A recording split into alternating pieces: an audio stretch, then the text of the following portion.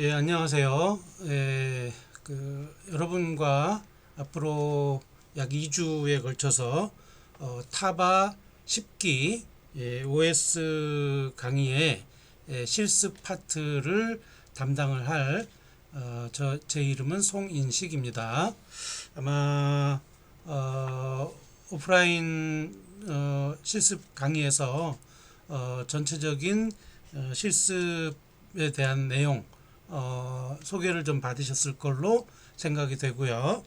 그리고 여러분 그 실습 환경, 여러분이 사용하는 실습 환경은 이제 그 아마존 리눅스 클라우드에 있는 아마존 리눅스의 터미널 에뮬레이터로 PUTTY라고 하는 터미널 에뮬레이터를 사용을 하는 걸로 알고 있습니다. 그래서 그 두 가지 토픽에 대한 소개는 오늘 오프라인 실습 시간에 안석현 선생님한테 다 배우셨을 걸로 간주를 하고요. 오늘은 이제 여러분들이 이렇게 그 리눅스 시스템에 접속한 이후에 실제로 어떤 작업을 하기 위해서는 명령어들을 사용을 하게 되는데 그 아주 가장 기초적인 명령어와 그 소프트웨어들도 좀 뭐 설치를 해야 됩니다. 그래서 소프트웨어 설치하는 기본적인 명령어 DNF라고 하는 명령어에 대한 이야기를 하도록 하겠습니다. 예. 그래서 오늘 할 이야기는 크게 한 세 꼭지 정도 되는데요. 터미널 접속하는 방법, 기본적인 방법은 이제 배우셨을 거고, 기초적인 명령어, 리눅스 시스템에 대한 명령어에 대한 간단한 소개를 드릴 거고, 그리고 DNF라고 하는 패키지 관리 유틸리티가 있습니다. 그래서 이 세 가지에 대한 내용을 설명을 드리도록 그렇게 하겠습니다.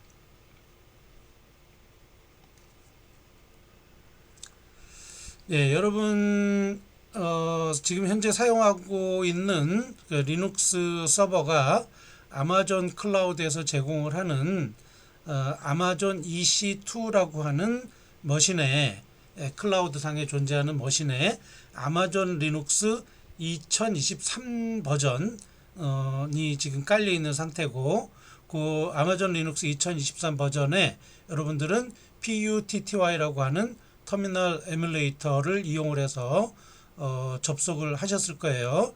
그래서 여러분 각자 그 가상 머신을 하나씩 이렇게 받으셨을 거고, 거기에 그 기본 사용자 계정도 다 받으셨을 거예요.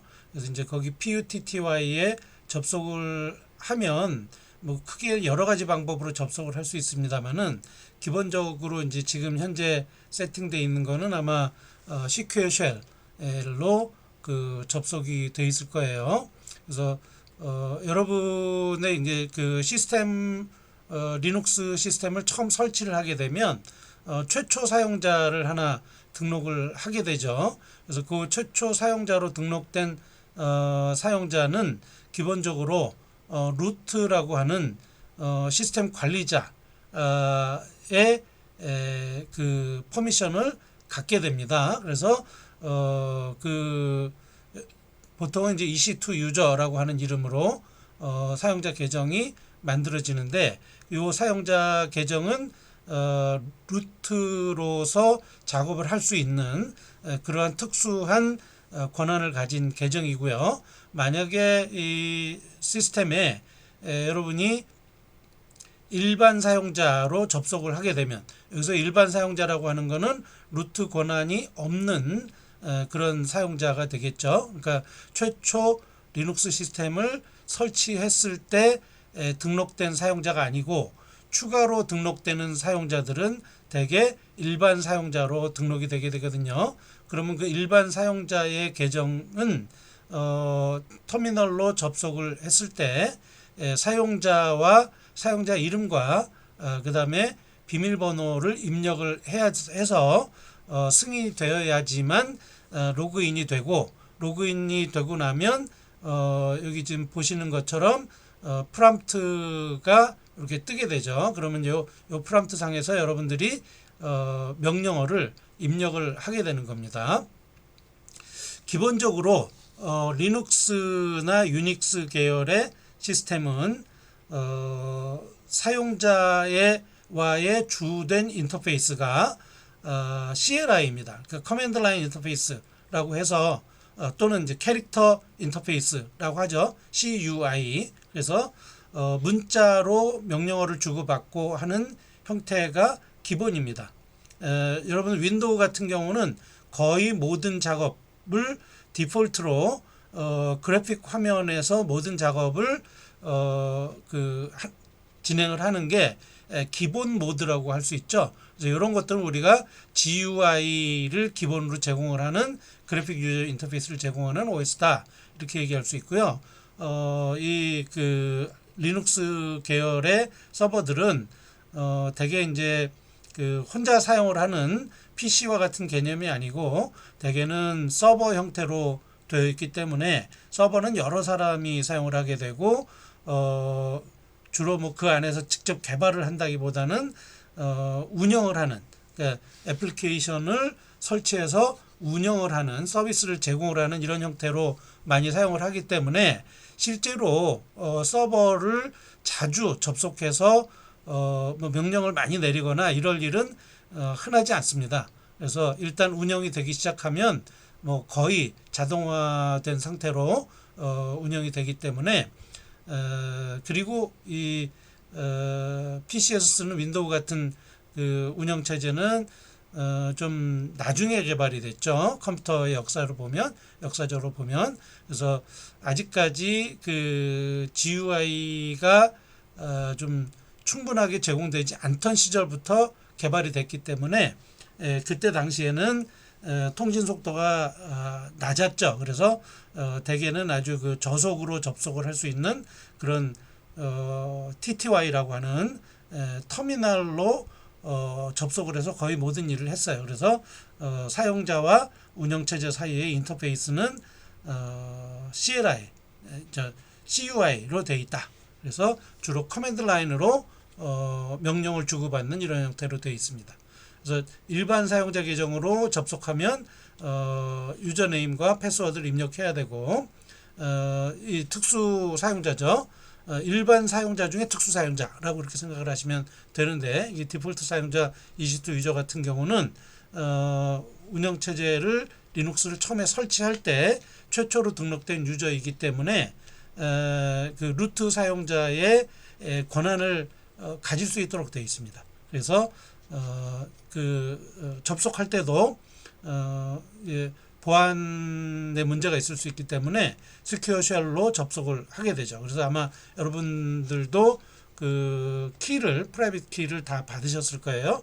그래서 여러분의 프라이빗 키를 이용을 해서 PUTTY로 접속을 하게 되면 여러분 그 단말기와 그 다음에 서버에서 그 사이에 주고받는 모든 통신 메시지들은 다 암호화가 된 상태로 전송이 되게 되죠. 그래서 조금 더 보안이 강화된 그런 환경에서 사용을 할 수 있게 됩니다. 자, 그러면 이제 첫 번째 슬라이드에 보시면은 아마존 리눅스로 PUTTY로 접속을 하게 되면 EC2 이제 그 프롬프트 스트링이라고 하는 게 나오고 거기에서 명령을 칠 수 있게 되어 있죠. 자, 한번 그 내용을 한번 보도록 하겠습니다. 자, 여기 지금 보이시나요? 요게 지금 PUTTY 윈도우인데요. 자, 여기 이렇게 접속을 해보시면 여기서부터 여기까지가 프롬프트 스트링이죠. 이 프롬프트 스트링의 앞부분에 있는 내용들은 이 컴퓨터 이름과 그 다음에 이 앞에 있는 거는 그 유저네임, 지금 로그인한 사용자의 이름, 요것이 나오는 거고요. 그 다음에 여기 뒤에 보면은 그 대괄호 안에 물결 무늬가 있죠. 자, 요 물결 무늬는 현재 나의 작업 디렉토리가 어디다라고 하는 거를 보여주는 겁니다.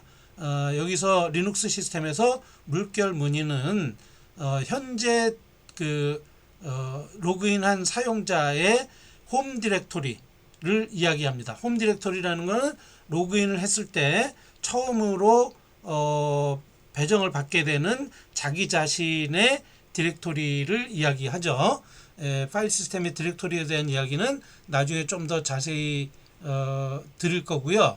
이제 명령어로 여러분들이 모든 명령을 쳐야 되기 때문에 이 프롬프트 스트링에 이와 같이 현재 디렉토리가 이렇게 표현이 되어 있으면 내가 지금 어느 디렉토리에서 작업을 하고 있구나 라고 하는 거를 쉽게 알 수가 있겠죠. 그래서 이렇게 사용을 하게 됩니다. 자, 그럼 여기에서 지금 보시면 자, 명령어를 한번 쳐보도록 할게요. 자, ls라고 하는 명령어가 있습니다.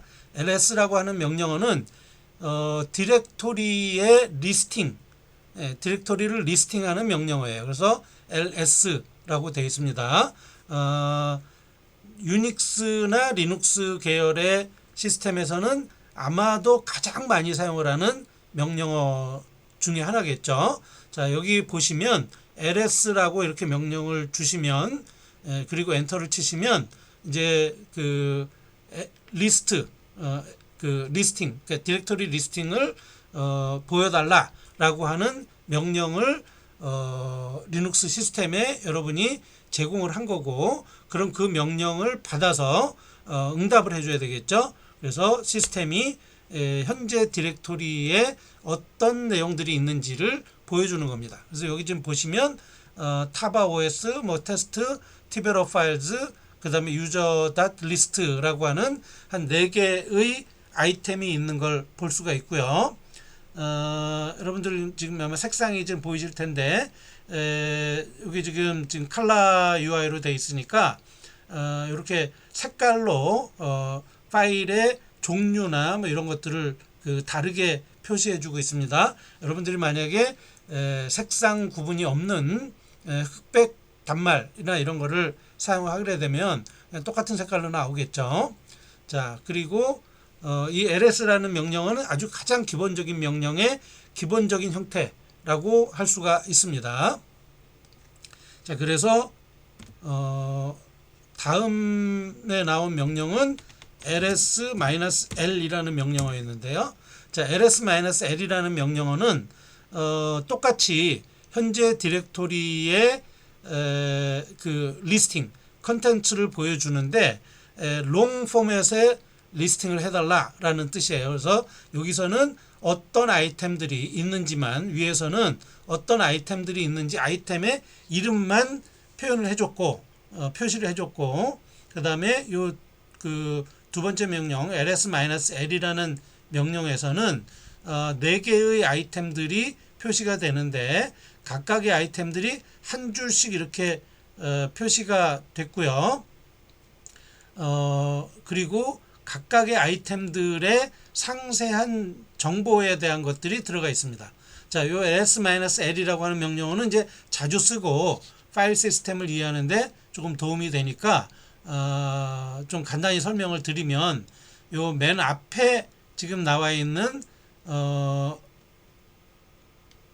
컨텐츠, 첫 번째 나와 있는 컨텐츠는 각각의 항목에 대해서 맨 앞에 있는 한 글자, 요거는 파일의 종류를 나타냅니다. 파일의 종류. 리눅스나 유닉스 시스템에서는 시스템 내부의 모든 오브젝트는 다 파일이다 라고 생각을 하시면 되겠어요. 그래서 파일 시스템을 구성을 하는 요소가 크게 보면 디렉토리와 레귤러 파일이라고 하는 두 가지의 요소로 되어 있는데, 일반적인 디렉토리는 여러분들 뭐 윈도우 시스템 같은 데서 우리가 폴더라고 하는 개념으로 보시면 되겠습니다.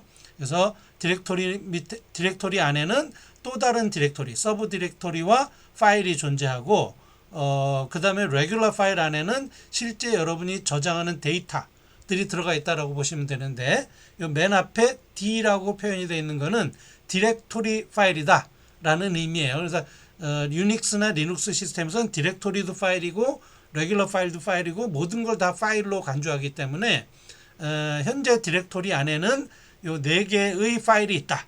근데 그 중에 3개의 파일은 디렉토리 파일이고 그 다음에 마지막에 있는 파일은 레귤러 파일이다. 여기 지금 맨 앞에가 마지막 파일은 마이너스 이렇게 표현이 되어 있죠. 그럼 요거는 레귤러 파일이다 이런 의미입니다. 자, 그리고 보시면 요 첫 글자 뒤에 보면 9개의 글자 부분이 있는데 요거는 3개씩 끊어서 읽습니다. 그래서 맨 앞에 3개는 사용자의 액세스 퍼미션을 이야기합니다.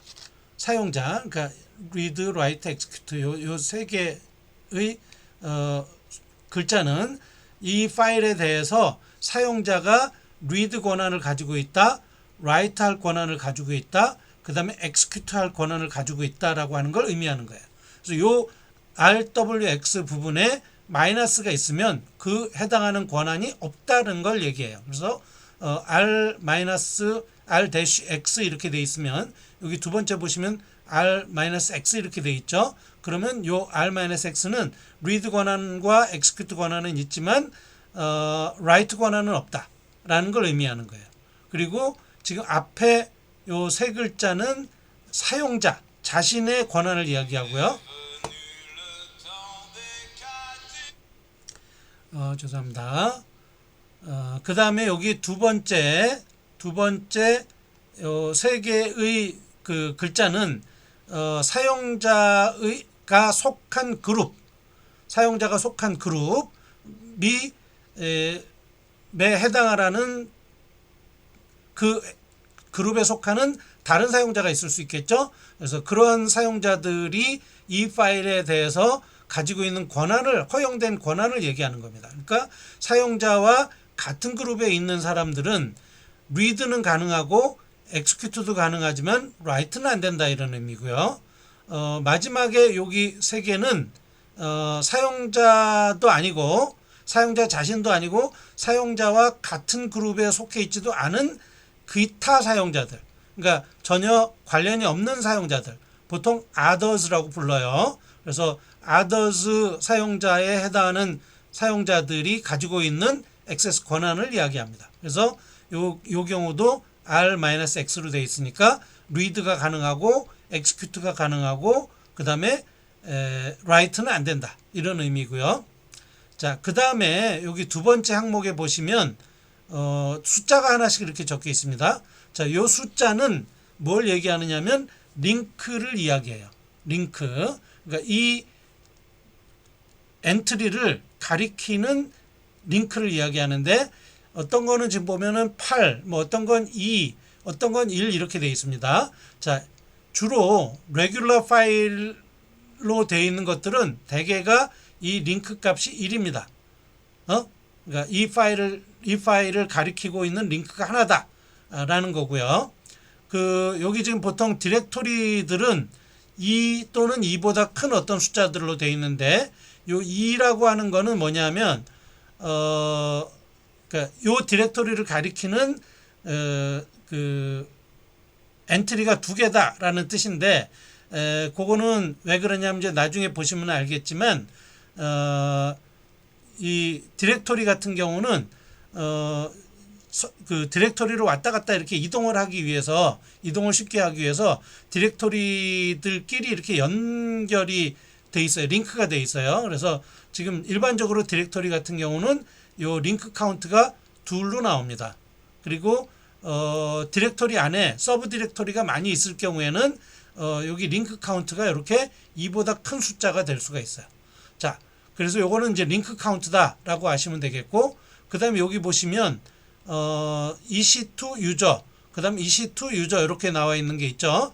자, 요 첫 번째 거는 사용자 이름, 그러니까 사용자 이름이 되겠어요. 이 파일의 오너의 사용자 이름, 그 다음에 이 파일의 오너의 그룹 이름이 되겠습니다. 그래서 사용자 이름과 그룹 이름이 되겠고, 그 다음에 여기 뒤에 나오는 숫자, 요 숫자는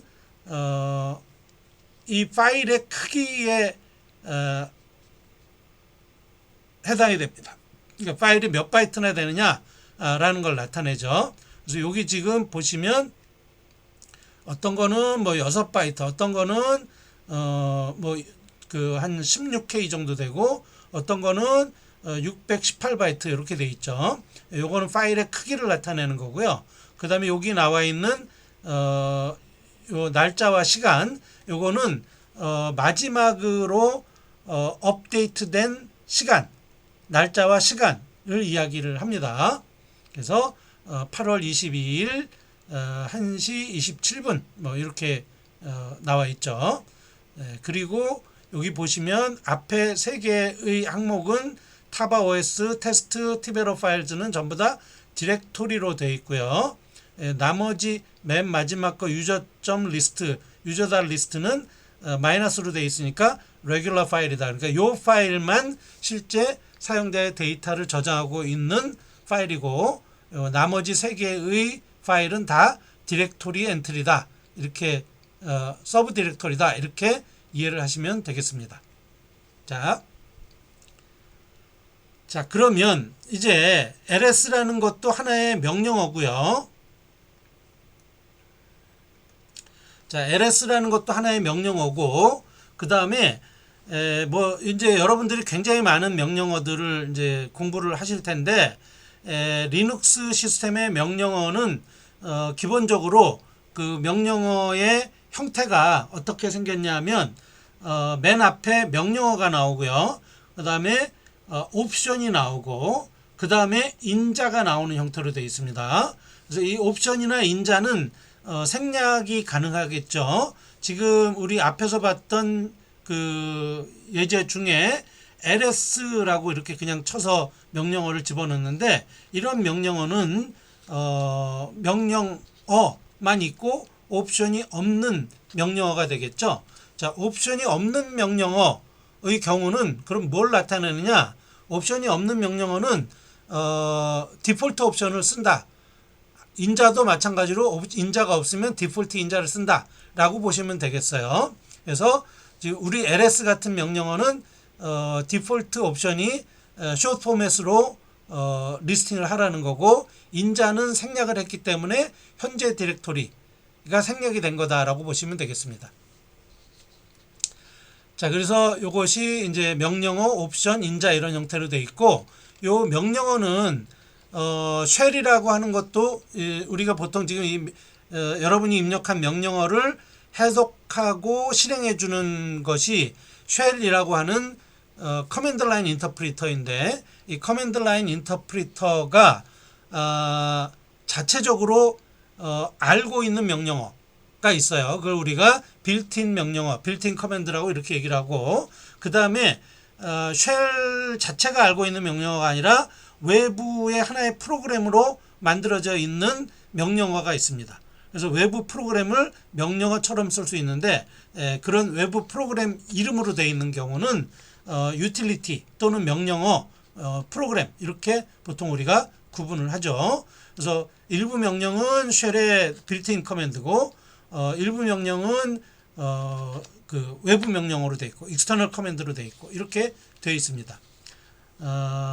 뭐 ls라든지 이 클리어는 볼까요? 클리어는 자, 이 상태에서 우리가 clear 클리어를 하면 화면이 싹 지워지죠. 그래서 이런 명령어들은 기본적으로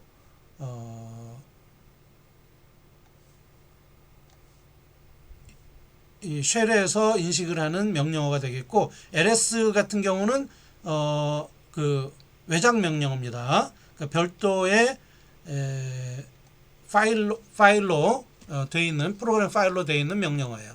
나중에 이것도 한번 살펴볼 거예요. 그 다음에 옵션은 크게 두 가지 형태가 있는데, 마이너스로 시작하는 명령어가 있고요. 옵션이 있고, 그 다음에 마이너스 2개로 시작을 하는 옵션이 있어요. 그래서 이거 마이너스로 시작하는 옵션을 보통 숏 포맷 옵션이다 이렇게 얘기를 하고, 마이너스 2개로 시작하는 옵션을 롱 포맷 옵션이다 이렇게 얘기를 하는데, 여기 옵션 뒤에다가 뭐 숫자나 문자나 이런 것들을 넣어요. 지금 ls-l 같은 경우는 마이너스가 하나만 있기 때문에 숏 포맷의 옵션이다 이렇게 보시면 되겠습니다. 그래서 보통 숏 포맷의 옵션은 대개의 경우에 하나의 숫자나 하나의 문자가 하나의 어떤 의미를 나타내고 동작을 나타내고요. 롱 포맷의 옵션은 단어 형태로 되어 있습니다. 그래서 마이너스 뭐 롱 포맷 뭐 이런 식으로 준다든가 이렇게 되어 있죠. 그래서 숏 포맷과 롱 포맷 두 가지를 다 지원을 한다. 자, 그 다음에 인자라고 하는 거는 이제 명령어가 받아서 처리하는 어떤 정보를 전달해 주기 위한 거겠죠. 그래서 ls/tmp 또는 뭐 ./a.out 10 뭐 이런 식으로 명령어를 주면 맨 앞에 있는 것만 명령어고 뒤에 있는 /tmp나 또는 10이나 이런 것들은 전부 다 인자라고 보시면 되겠습니다. 자, 인자는 그 명령어가 해석을 하는 거예요. 그래서 쉘에서는 그냥 전부 다 그 읽어드린 거를 인자로 다 전달해요. 그러니까 실제로 외부 명령어나 뭐 이런 것들을 보시면은 옵션도 인자고 그 다음에 여기 나와 있는 이 세 번째 필드 인자도 인자고 우리 보통 C 언어에서 아규먼트 벡터라고 하는 걸로 전달이 되는 그런 인자들로 보시면 되겠습니다. 그 중에 아규먼트 제로에 해당하는 게 명령어다 이렇게 보시면 되겠죠.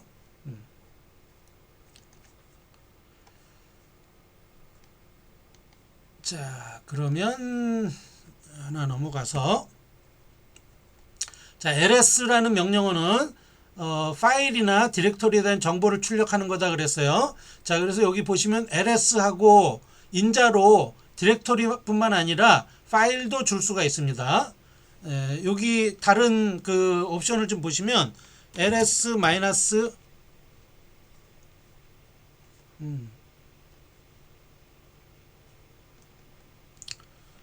오케이, 죄송합니다. 자,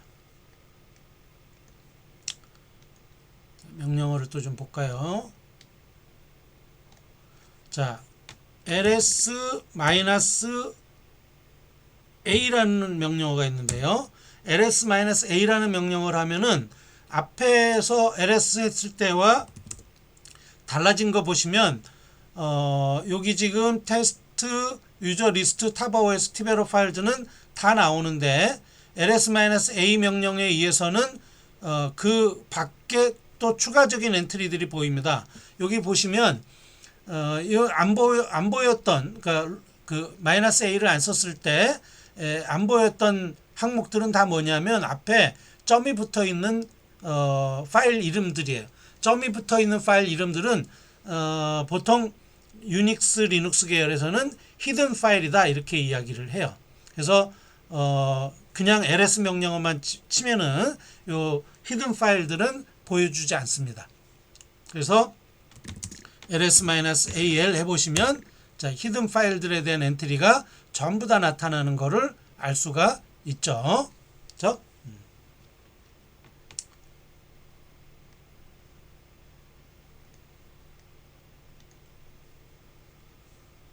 자, 그래서 뭐 예를 들면 유저점 리스트 같은 경우만 이렇게 따로 실행을 시켜서 볼 수도 있을 거예요. 그래서 ls-l 하고 뭐 유저점 리스트 이렇게 해주시면 유저점 리스트에 대해서만 항목을 보여주는 걸 아실 수 있겠죠. 자, 이제 요 유저점 리스트라는 거는 레귤러 파일이니까 뭔가 컨텐츠를 갖고 있겠죠. 근데 여기서 ls 명령어로 볼 수 있는 거는 이 파일에 대한 메타데이터만 보여준다 라고 보시면 되겠습니다. 그러니까 파일의 속성만 보여주는 거죠. 파일의 컨텐츠를 보여주는 게 아니고 이렇게 이해하시면 되겠습니다. 자, 그 다음에 클리어라고 하는 명령어는 화면을 깨끗하게 지우는 거라고 그랬죠. 아까 예제를 잠깐 보여드렸고요. 그 다음에 데이트 맨이라고 하는 명령어가 있는데요. 데이트와 맨 명령어를 한번 볼까요?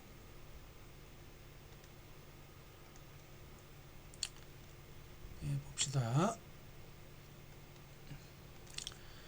date라고 하는 명령어를 보시면 현재 날짜와 시간을 조금 더 상세하게 보여주죠.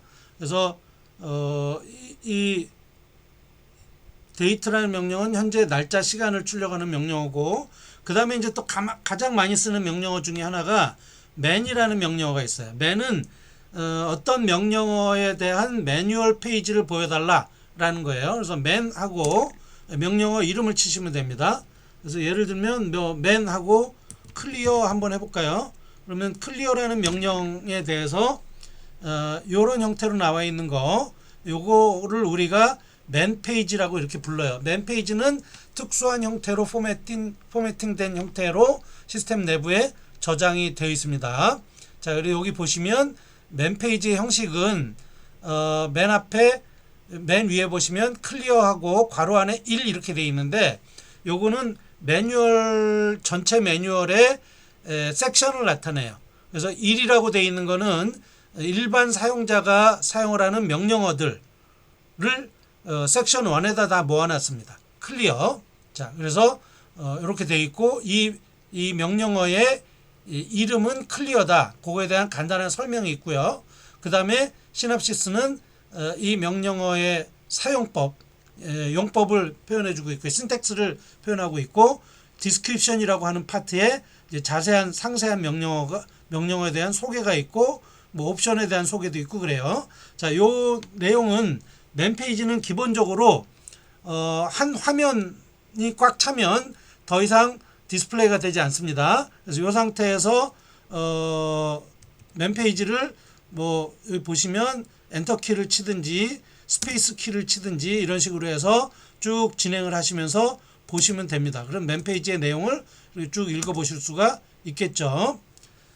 그리고 여기 맨 페이지 마지막쯤에 보시면 see also라고 하는 게 있거든요. 이게 뭐냐면 이 맨 페이지와 관련된 다른 유사한 정보들을 참조하라 라는 의미겠죠. 그래서 t푸시나 terminfo나 뭐 이런 내용을 보라는 건데, 여기 보면은 이 맨 페이지를 디스플레이하기 위한 그런 유틸리티로 nCursys라고 하는 라이브러리를 썼다라고 하는 거를 나타내는 거고, 그거에 대한 정보가 t푸시나 terminfo에 있다라는 거를 보실 수가 있습니다. 자, 그러면 이렇게 맨 명령을 썼을 때 화면이 이렇게 출력 내용이 화면 단위로 끊어져서 볼 수 있는 이 기능을 우리가 페이저 기능이라고 이렇게 얘기를 하고, 이 페이저 기능에서 어떤 명령이 지원이 되는가 알고 싶으면 H를 쓰시면 되고요. H help 써서 어떤 명령들이 있는지를 쭉 보시면 되고, 그리고 이제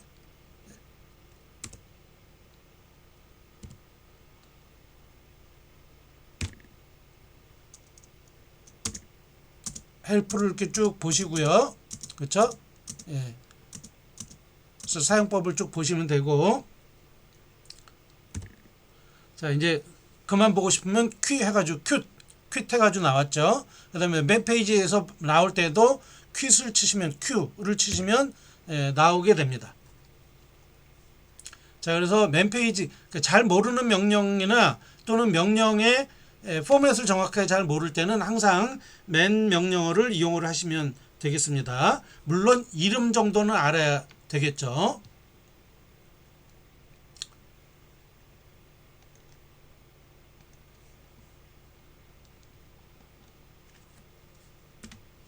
자, 여러분이 이제 그 명령어 프롬프트를 받은 상태에서 명령어를 치다 보면 지워야 될 경우가 있겠죠. 보통은 이제 백스페이스 뭐 이런 걸 쓰시면 되고요.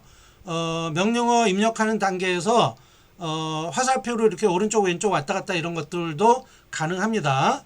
그 다음에 명령어를 입력하다가 단어를 지우고 싶으면 컨트롤 W, 문장 전체를 한 줄 전체를 지우고 싶으면 컨트롤 U를 치시면 되겠습니다. 요거는 뭐 특별히 뭐 보여드리지 않아도 되겠죠. 자, 그러면 여기까지 하고 첫 시간이니까 잠깐 쉬었다가 그 패키지 매니저에 대한 이야기를 하도록 하겠습니다.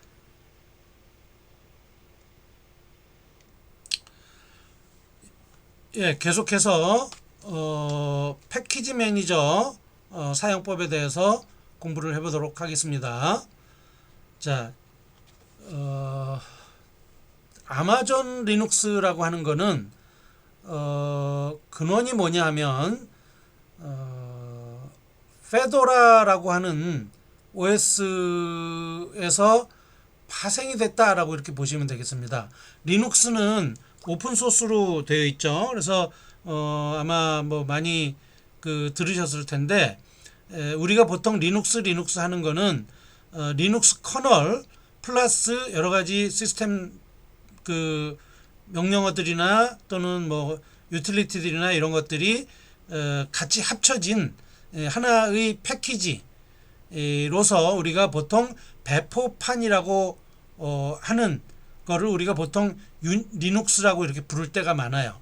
그래서 리눅스 배포판을 우리가 그냥 줄여서 리눅스 이렇게 얘기를 하는데, 엄밀하게 얘기하면 리눅스는 커널과 그 기타 유틸리티들이 합쳐져 있는 것을 배포판이라고 하고, 그리고 보통 우리가 이제 리눅스라고 하는 그 OS다라고 이렇게 얘기하는 거 그것이고, 엄밀한 의미로는 리눅스라고 하는 거는 리누스 토발즈가 개발하고 관리하고 있는 운영체제라고 하는 일반적인 운영체제의 극히 일부분, 그러니까 핵심이 되는 부분, 우리가 보통 커널이라고 얘기하는 거죠. 이 커널 부분을 우리가 리눅스라고 이렇게 얘기합니다. 그래서 정확하게 리눅스는 커널의 이름이다. 리눅스 배포판들에 들어가 있는 커널의 이름인데, 거기에다가 여러 가지 프로그램들을 더 씌워서 우리가 리눅스 배포판을 만드는 거죠. 그러면 리눅스 배포판이 있어야 우리가 완전한 기능의 OS로서 사용을 할 수가 있는 거예요. 커널만 있으면 사용을 못하죠, 일반 사용자들이. 그래서 이렇게 배포판을 만드는데, 배포판에는 뭐 라이브러리도 들어가고 유틸리티 커맨드도 들어가고 또는 뭐 편집기도 들어가야 될 것 같고 컴파일러도 들어가야 될 것 같고 뭐 이런 것들이 다 들어갑니다. 그래서 굉장히 많은 소프트웨어 컴포넌트들이 들어가는데, 그것들을 어떤 것들을 집어넣느냐에 따라서 리눅스 배포판들의 플레이버가 달라져요. 그러니까 좀 뭐랄까 취향 같은 게 좀 달라지는 거죠. 그래서 그 리눅스 배포판들이 굉장히 여러 가지가 있는데, 가장 유명한 것이 레드햇 계열의 배포판이에요. 레드햇 계열의 배포판은 보통 우리가 레드햇 리눅스라고 이렇게 얘기를 하는데, 초창기에는 그냥 레드햇 리눅스 이렇게 얘기를 하다가 레드햇이라고 하는 회사가 이 리눅스를 가지고 비즈니스를 하죠. 그래서 그 레드햇 엔터프라이즈 리눅스라는 걸 만듭니다. 그래서 이것들을 주로 회사 같은 곳에다가 팔아서 팔고 서비스를 해주는 걸로 돈을 받죠. 그래서 테스트나 이런 것들도 좀 더 잘해주고, 문제가 생기면 그 대응도 잘해주고 이런 식으로 하게 되거든요. 그래서 지금 상용으로 많이 쓰는 리눅스는 레드햇 엔터프라이즈 리눅스라고 하는 거, 요걸 많이 쓰고요.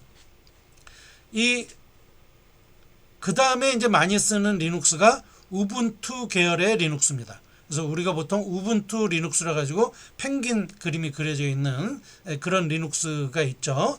그래서 이 크게 두 가지 리눅스가 시장에서 지금 이제 가장 많이 쓰이고 있는 리눅스인데, 이 두 가지 리눅스가 아까 커널 위에다가 얹은 내용들이 조금씩 차이가 있어요. 그래서 이 어떤 패키지를 어떻게 설치하고 어떻게 관리하고 하는가가 레드햇 계열의 패키지를 다루는 시스템하고 우분투 계열의 패키지를 다루는 시스템하고가 좀 틀려요. 우분투는 그 이전에 데비안이라고 하는 그 배포판이 있었는데, 그 데비안에서 파생돼 나온 거고, 지금 우리가 쓰고 있는 아마존 리눅스는 그 레드햇 리눅스, 그 다음에 그 레드햇 엔터프라이즈 리눅스가 나오면서 그거에 어떻게 보면 복제판 비슷하게 만들어진 게 CentOS라는 게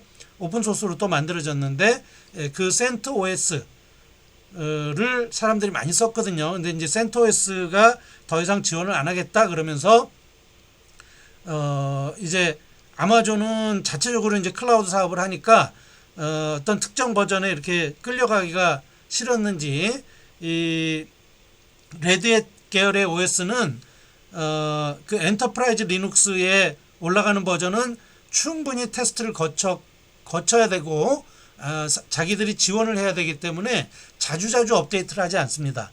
그래서 이제 몇 년에 한 번씩 이렇게 업데이트를 해요. 그런데 리눅스 쪽은 독립적인 개발자들이 새로운 기능을 자꾸 개발을 빨리빨리 하기 때문에 리눅스 커널이나 또는 리눅스에서 돌아가는 여러 가지 기능들이나 이런 것들은 계속해서 자주자주 업데이트가 됩니다. 그래서 그런 것들을 어느 날 갑자기 딱 그 고객한테 팔 수는 없잖아요. 그러다 보니까 일반 그 오픈소스 커뮤니티에다가 페도라라고 하는 이름으로 레드햇 계열의 그러니까 레드햇이라는 회사가 많이 지원을 하는 형태로 그러니까 많이 인발브된 형태로 페도라라고 하는 시험판 같은 리눅스 버전을 수시로 배포를 합니다. 그러면 그거를 가지고 테스트도 해보고 이렇게 하는 거죠. 그리고 이제 그거 가져다가 뭐 또 상용화하고 싶으면은 조금 수정해서 상용화하고 이렇게 하는 거죠.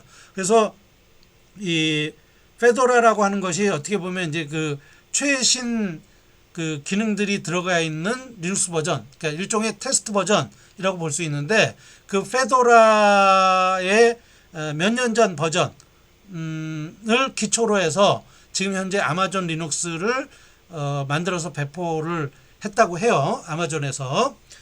그렇지만 아마존 리눅스는 아마존 클라우드에서만 쓰니까 근데 어쨌든 그 페도라도 레드햇 계열이고 아마존 리눅스도 레드햇 계열이기 때문에 이 패키지 매니지먼트 하는 소프트웨어가 크게 데비안 계열, 그러니까 우분투 계열하고 레드햇 계열이 나눠져 있습니다. 이게 두 가지가 조금 틀려요. 그래서 우분투 계열은 apt라고 하는 패키지 매니지먼트 툴을 사용을 하고 레드햇 계열은 지금 이제 원래는 RPM이라는 걸 썼었고 그 다음에 그것이 업데이트돼서 옐로우덕 업데이터라고 하는 거, 그러니까 염이라고 하는 패키지 매니저를 썼었고 이제 최근에 DNF라고 하는 Dandified 염이라고 하는 걸로 바뀌었어요. 그래서 아직까지도 염 명령어나 이런 것들은 지원이 되는데 요 염이라고 하는 명령어는 원래는 RPM, 그러니까 레드햇 패키지 매니지먼트라고 하는 툴, RPM이라는 툴의 후속 버전이에요. 그래서 요 후속 버전을 쓰다가 그 다음에 최근에 DNF라는 걸로 바뀌었죠. 그래서 요 그 염이라고 하는 게 DNF의 이전 버전이고요. 이런 그 패키지 매니지먼트를 소프트웨어를 쓰면 좋은 것 중에 하나가 뭐냐면 패키지라고 하는 게 어떤 소프트웨어를 개발하기 위해서는 여러 가지 라이브러리 같은 것들을 갖다가 쓰겠죠. 뭐 설정 파일도 필요하고 이런 것들이 조금씩 이렇게 달라질 수가 있거든요. 그런 것들을 자동으로 의존성 패키지의 컴포넌트들이 여러 가지가 있을 때 그 의존성들이 굉장히 복잡하게 이렇게 얽혀 있는 경우가 많은데 그런 것들을 다 자동으로 처리를 하면서 설치나 업데이트나 패키지 삭제를 자동으로 진행을 해주는 그러한 툴이다. 그래서 A 패키지, B 패키지, C 패키지가 각각 이렇게 패키지 의존성을 가지고 있다. 그러면 예를 들어 A 패키지로부터 어떤 내용을 레퍼런스에다가 B 패키지를 만들었고 B 패키지의 내용을 레퍼런스에다가 C 패키지를 만들었다. 그러면 C라는 패키지를 설치하기 위해서는 A, B 패키지가 순서대로 설치가 되어 있어야 C라는 패키지를 설치할 수 있겠죠. 그래서 이 C라는 패키지 요거를 설치하기 위해서 필요한 패키지 의존성을 순서에 맞게 알아서 찾아서 설치를 해주는 이런 기능이 패키지 매니저의 기능이고, 지금 우리가 사용하게 될 DNF의 이전 버전이 이 염이라고 하는 거예요. 그래서 이 염이라고 하는 거를 쭉 쓰다가 지금 DNF라고 하는 걸로 최근에 바뀌었습니다. 그래서 지금 이 DNF가 페도라 22, 그 다음에 센토스 8부터 기본 패키지 관리 도구로 바뀐 거죠. 그래서 이 DNF, Identified 염이라고 하는 이 DNF 유틸리티는 염 명령어하고 호환이에요. 그러니까 염 명령어와 거의 똑같다라고 보시면 돼요. 그러니까 이게 패키지 매니저에 서브 명령어 이런 것들이 있는데 명령어 포맷이나 이런 것들이 거의 똑같아요. 이름만 염 대신에 DNF를 넣으면 거의 100% 그대로 돌아갑니다. 자, 그 다음에 그럼 좋아진 건 뭐냐? 좀 의존성 해결하고 하는 게 조금 빨라졌다. 그래서 여기 보면 라이브 솔브라고 하는 거를 기반으로 작성이 됐다. 그 다음에 설치와 업데이트 삭제할 때 그 이 이력을 자동적으로 관리를 해주고 히스토리를 관리를 해주고 롤백하는 기능, 거꾸로 설치했던 패키지를 설치 안 된 상태로 되돌아가는 기능, 뭐 이런 것들이 있고요. 그 다음에 이 DNF 기능을 API로도 제공을 하는데, 이 패키지 매니저 기능을 이걸 파이썬 3 기반으로 API를 제공을 한다. 그래서 자동화나 확장성이 좀 좋아졌다, 이렇게 이야기를 하고 있습니다. 자, 그러면 DNF 명령어는 어떤 형태로 되어 있느냐? DNF, 그 다음에 옵션, 그 다음에 명령어, 패키지 이름 이렇게 되어 있습니다. 그래서 보통은 DNF 명령어, 패키지 이름 이렇게 주게 되어 있고, 옵션이 필요할 때는 옵션을 집어넣으시면 되겠습니다. 그래서 명령어 중에 이제 설치되어 있는 패키지나 뭐 이런 것들을 확인해 보고 싶은 게 DNF 리스트라고 하는 명령어인데, 그래서 DNF 리스트 명령어를 실행을 해 보시면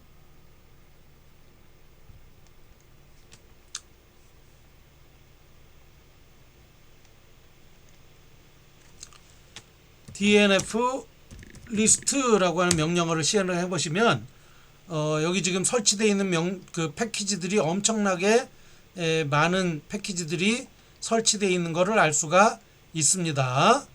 그래서 아마존 리눅스에 엄청나게 많은 패키지들이 쭉 다 설치가 되어 있는 것을 우리가 알 수가 있겠죠. 지금 보니까 수백 개 이상 설치되어 있는 것 같습니다. 그렇죠? 자, 이렇게 패키지가 뭐가 설치되어 있는지 확인할 수가 있고, 자, 이 설치된 그 패키지들 중에서 최신 버전이 나온 게 만약에 있다면 업데이트를 해줘야 될 거 아니에요. 그래서 설치 가능한 패키지를 확인하고 싶으면 여기 명령어 나온 것처럼 DNF 리스트 업데이트 이렇게 해주시면 되겠습니다. 그러면 만약에 지금 설치되어 있는 패키지들 중에서 업데이트된 버전이 있다면 그거를 정보를 표시를 해주죠. 그리고 여기 DNF 리스트 인스톨드 해주시면 전체 패키지 중에 시스템에 설치된 패키지들도 알 수가 있습니다. 그래서 DNF 리스트 인스톨드 하면 아까는 굉장히 많은 패키지들이 있었는데 그거보다는 좀 적게 표현이 된 것 같아요. 그러니까 전체 패키지 리스트가 아까 그 첫 번째 명령 DNF 리스트라고 하는 명령어로 보여주는 거고, 지금 그 중에서 이 시스템에 설치된 거는 요만큼이네요. 예, 한 100여 개 정도 될 것 같습니다. 이렇게 볼 수가 있어요. 자, DNF를 이용을 해서 패키지를 한번 설치를 해볼까요? DNF -y install vim 해볼까요? 자, dnf-y install vim 해봤더니 에러 메시지가 나오죠. 자, 이 dnf라고 하는 거는 시스템에 소프트웨어를 설치하는 거기 때문에 일반 사용자가 함부로 작업을 하면 안 되는 일이겠죠. 자, 이런 경우는 슈퍼 유저, 그러니까 시스템 관리자의 권한이 있어야 됩니다. 그래서 슈퍼 유저로 작업을 해야 되는데, 슈퍼 유저로 어떤 명령을 실행하기 위해서는 su do라고 하는 명령을 치시면 돼요. 그래서 su-do라고 하는 명령을 치시면, 그러면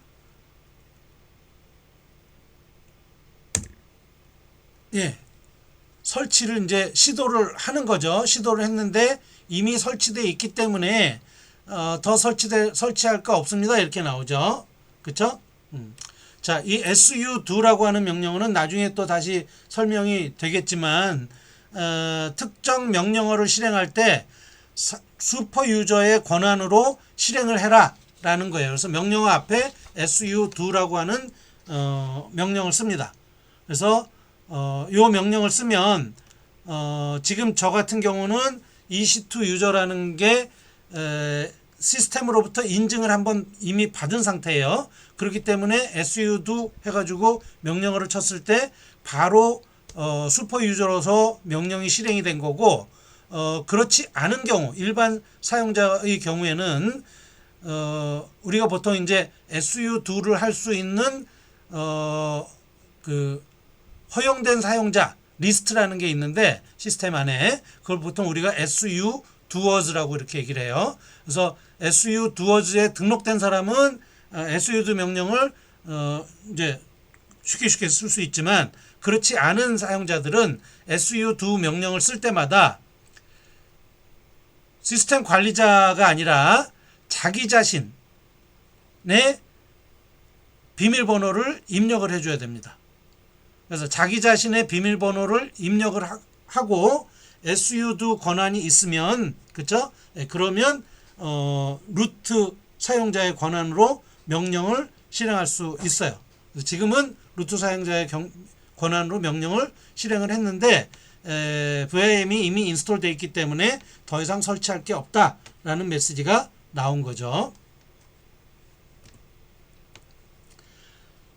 자, 어떤 패키지에 업데이트된 내용이 있는지 없는지 이거 확인하고 싶으면 dnf 체크 업데이트 하시면 됩니다. 이거 뭐 특별히 안 보여드려도 될 것 같고요.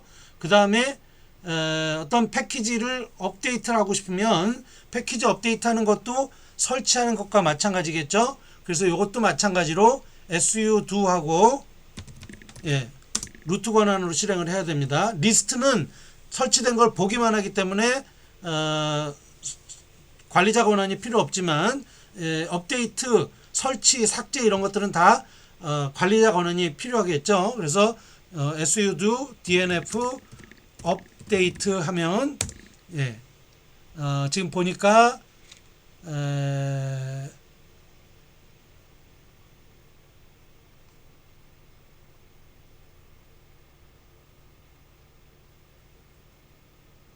업데이트 할 거 없다고 이렇게 나오네요. 그쵸? 아마존 리눅스의 뉴 버전이 어베일러블 하다 그랬는데, 요거는 아마존 리눅스 전체를 지금 업그레이드 하는 거니까 요거는 업그레이드를 하지 않도록 하겠습니다. 왜냐하면 이미 지금 테스트가 많이 이루어졌기 때문에 이것도 바꾸게 되면 또 혼란이 올 수 있기 때문에 리눅스 버전 자체는 일단 고정을 하는 걸로 그렇게 하겠습니다. 자, 그 다음에 패키지를 지우고 싶으면 어떻게 하면 될까요?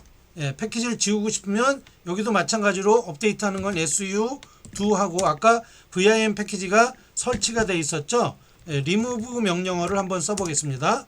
vim이 설치되어 있으니까 이거를 한번 지워볼게요. 그럼 삭제하면은 su-do dnf remove vim 했더니 vim enhanced라는 패키지가 설치가 되어 있고, 이거 지우겠느냐? yes 하시면 쭉 지우겠죠. 그쵸? 자, 그러면 다시 한번 해볼까요? vim을 설치해 볼게요. do dnf install vim 하시면 이제는 설치를 하겠죠. 그쵸? 그래서 vim이 다시 설치되는 것을 확인하실 수가 있습니다. 그쵸? 자, 여기까지 해서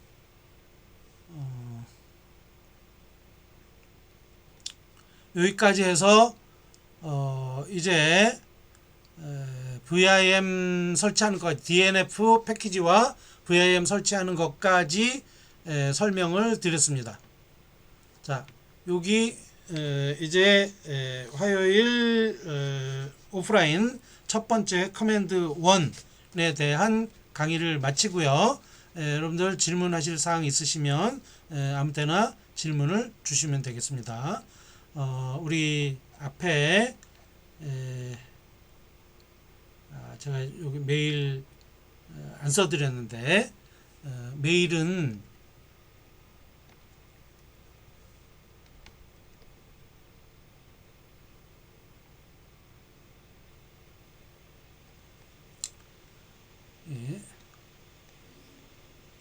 isong